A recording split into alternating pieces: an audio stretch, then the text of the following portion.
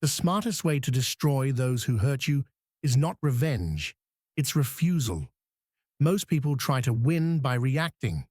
They argue, they explain, they expose, they post, they chase closure, and every reaction gives the other person what they wanted all along, proof that they can still move you. Stoicism teaches a colder, cleaner truth. If someone can control your emotions, they control you.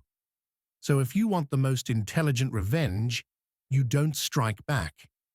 You remove their access to your inner world. Here's the first rule: never fight on the battlefield they chose. If they hurt you with disrespect, silence beats speeches. If they hurt you with distance, calm beats chasing. If they hurt you with gossip, dignity beats defense. Because the moment you defend your worth to someone who questioned it, you've already lowered it. Rule 2. Stop seeking justice from people who don't have standards. A person who hurts others casually cannot suddenly become fair when it's your turn. Don't demand empathy from someone who survives by avoiding it. That's not strength, that's self-deception. Instead, accept the lesson quickly, then move. Rule 3. Make your absence expensive. Not with threats, not with drama, with clarity. You stop being available. You stop giving emotional labor. You stop providing the comfort of your attention. And you do it quietly so they can't turn you into a villain. Silence is powerful because it removes the script. They can't argue with you if you don't argue back. They can't win if you don't compete. They can't get a reaction if you don't offer one. This is why silent revenge feels brutal. It leaves them alone with themselves. Now let's talk about the moment it hurts the most. When you want to respond, when you want to send the message, when you want to expose the truth, when you want them to feel what you felt. That urge is normal. But it's not wisdom. It's your nervous system demanding relief. So before you act, learn to spot the 3 signs you're about to lose power. You're writing a message longer than 3 lines. You're trying to make them understand. You're checking your phone for a reaction, more than you're checking your own life.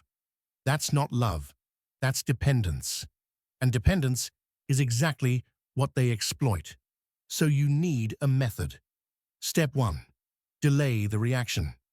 Give yourself a rule. No response for 24 hours.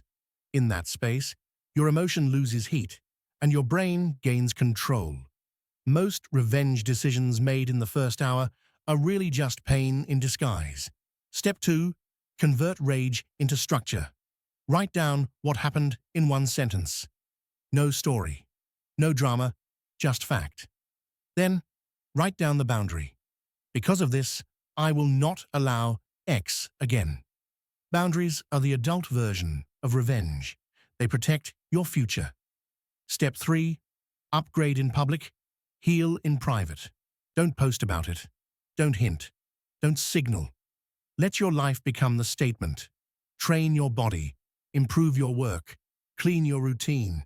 Build your finances. Expand your skills. Not to impress them. So you never depend on anyone's behavior for your stability again. Because the most painful thing to someone who tried to break you is watching you become unbothered. Here's a simple 7-day reset to lock this in. Day 1. Remove triggers. Mute, unfollow, delete the thread. Protect your mind. Day 2. Replace the urge. Every time you want to check them, do 10 push-ups or a 2-minute walk. Day 3. Rebuild your environment. Clean 1 room. Order creates calm. Day 4. Write the lesson. What did you ignore? What will you never tolerate again? Day 5. Make 1 quiet win. Finish a task you've been avoiding. Day 6. Practice the pause. Before every reply to anyone, breathe once and respond slower. Day 7. Close the chapter. Say this: I learned. I'm done. No announcement, just decision. Rule 4. Don't hate them. Outgrow them. Hatred keeps a chain attached. It means they still live in your mind, rent-free. Stoic revenge is cutting the chain without announcing it. You don't need to destroy them as a person. You destroy the version of you that tolerated it. You destroy the habit of explaining yourself to disrespect. You destroy the reflex to chase what walked away. You destroy the belief that closure comes from them. That is victory. And here's the final rule. Keep your pride out of it. Sometimes the strongest move is not confrontation, not forgiveness, but distance.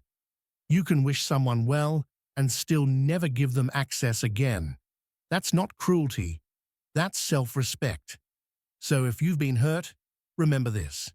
The smartest way to destroy those who hurt you is to become calm where you used to be reactive, to become disciplined where you used to beg, to become silent where you used to explain.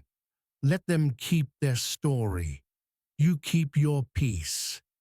And when they look back, the hardest thing for them to accept will be simple. They didn't defeat you. They just revealed who they were. And you walked away,